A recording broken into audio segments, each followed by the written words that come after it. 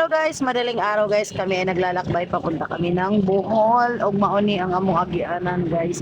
Tulo mi balik kasakyanan ani guys among atuon sa Bohol kay among idala ang abo sa among inan, kay amo na laging ilubong didto kay mao man di iyang hangyo guys nga moabot ang panahon nga mamatay siya adto siya ilubong sa ibabaw sa lubnganan sa iyang amahan. Mao na nga karon na nga time amo na pagdesisyonan nga mga igsuon nga manguli og Bohol kay arong mahatod na intaw ng iyang abo.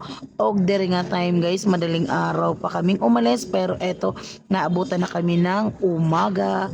Inumaga na kami sa daan guys. Ang layo-layo ng aming nilakbay. Mula po ng Cavite papunta po kami ng Matnog Sorsogon. Wala na pud ko kabalo guys og asa na pud mi padong aning lugar or o asa ni dapita nga lugara.